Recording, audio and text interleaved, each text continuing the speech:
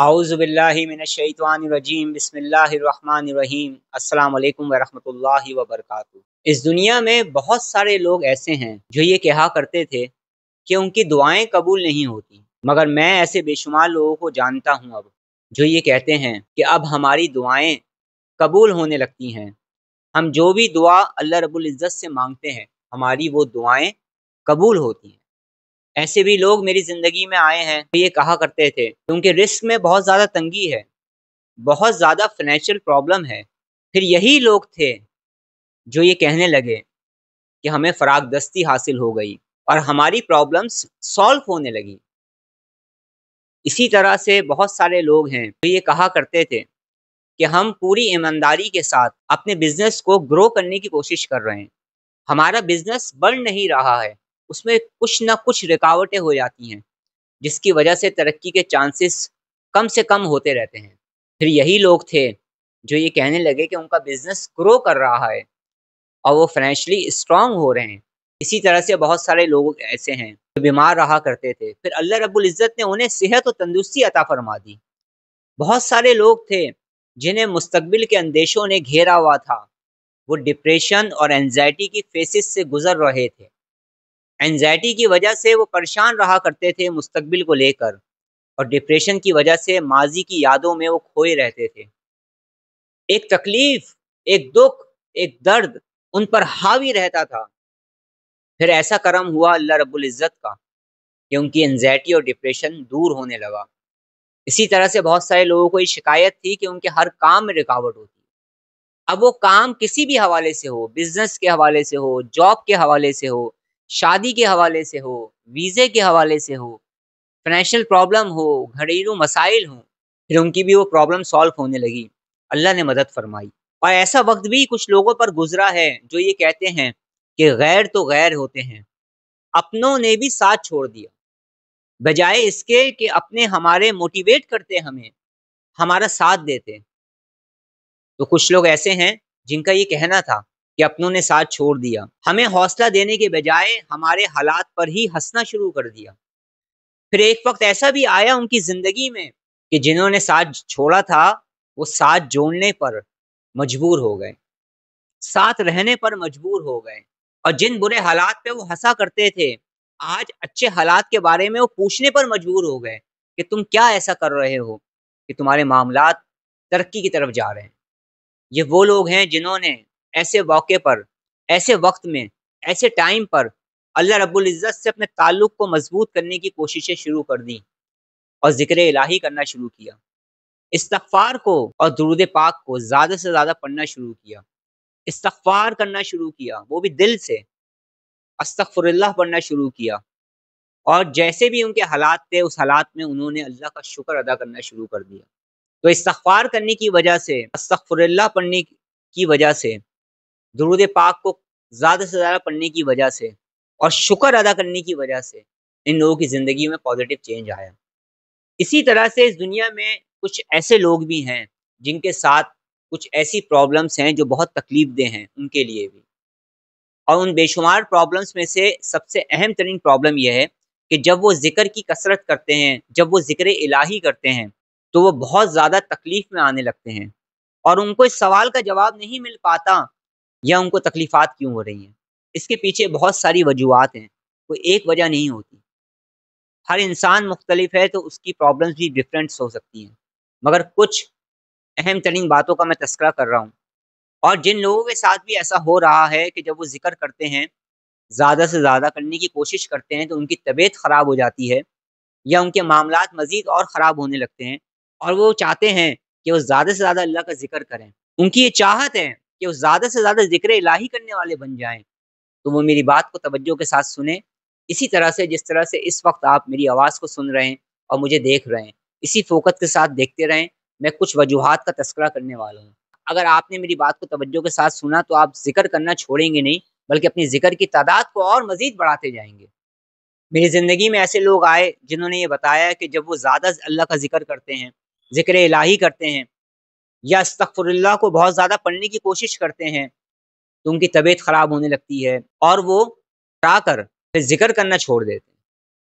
कोई और काम नहीं छोड़ते, ज़िक्र करना छोड़ देते। जिस की वजह से बहुत सारे लोग जिक्र करना छोड़ते हैं और उनके पीछे बहुत सारी प्रॉब्लम्स हैं। मैं तमाम बातों का तस्करा तो नहीं कर सकता, लेकिन कुछ अहम तरीन वजूहात का तस्करा ज़रूर करूँगा और आज के मेरे इस प्राइवेट सेशन से बहुत सारे लोगों को बहुत सा फ़ायदा होने वाला है।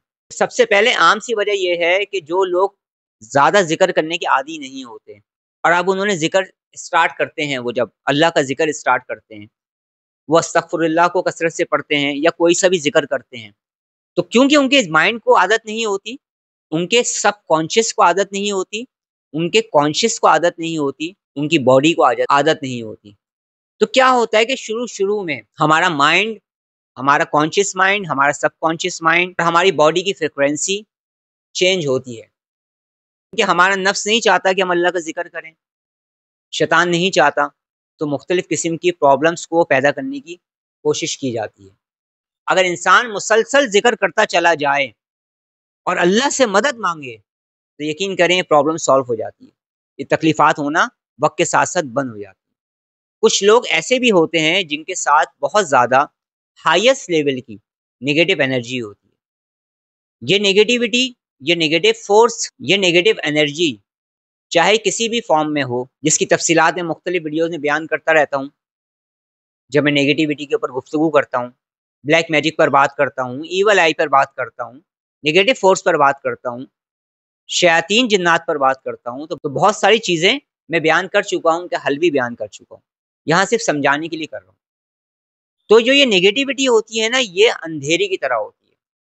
तो जब इंसान अल्लाह का ज़िक्र करना शुरू करता है और जब ज़्यादा से ज़्यादा अल्लाह का ज़िक्र करने लगता है, तो क्या होता है, उसके अंदर एक नूरानियत पैदा होती है, एक रूहानियत पैदा होती है। और जब उसके अंदर एक नूर पैदा होना शुरू होता है, तो वो सबसे ज़्यादा शयातीन को तकलीफ़ देना शुरू कर देता है। और जैसे-जैसे नूर पैदा होता जाता है, वैसे-वैसे शयातीन के असरात जो उसकी बॉडी पर होते हैं या उसके साथ मुंसलिक उसकी ज़िंदगी पर होते हैं, वो दूर होने लगते हैं, क्योंकि नूरानियत रोशनी है। शैतानी असरात एक अंधेरे की तरह हैं, तो अंधेरा छँटने लगता है। तो अगर किसी के साथ कोई नेगेटिविटी, मनफ़ी या शैतानी ताकतें चल रही हैं, तो वो कभी भी नहीं चाहेंगी कि वो इंसान ज़िक्र इलाही करे और अल्लाह के करीब हो, क्योंकि उन्हें पता है ज़िक्र कसरत से करेगा तो नूर पैदा होगा, नूरानियत पैदा होगी, अल्लाह की मदद आएगी, तो हमारे मंसूबे नाकाम हो जाएँगे। तो वो नहीं चाहते कि आप ज़िक्र इलाही करें, तो वो क्या करते हैं, मुख्तलिफ़ तरीकों से तकलीफ़ देना शुरू कर देते हैं। वो तकलीफ़ पहुँचा सकते हैं, पहुँचाने की कोशिश करते हैं। तीसरी वजह, बहुत सारे लोग ऐसे होते हैं कि किसी भी वजह से, किसी भी वजूहात की वजह से उन पर ब्लैक मैजिक हो जाता है। किसी शैतानी चीज़ को मुसल्लत कर दिया जाता है। तो जो मुसल्लत की हुई चीज़ होती है, किसी इंसान के साथ ऐसी प्रॉब्लम हो, जब ऐसा इंसान ज़िक्र इलाही की तरफ आएगा, पाकीज़गी की तरफ आएगा, अपने ताल्लुक़ को अल्लाह से मज़बूत करने की कोशिश करेगा, तो ये मुसल्लत की हुई चीज़ें और जो ये ब्लैक मैजिक के असरात हैं, जो काले जादू के असरात हैं, ये बीच में रुकावट पैदा करने की कोशिश करते हैं। इसकी वजूहात की वजह से तकलीफ़ात इंसान की बढ़ जाती हैं। फिर नफ्स और शैतान यहाँ पर अपना वार करता है और उसे ज़िक्र से दूर करने की कोशिश करता है।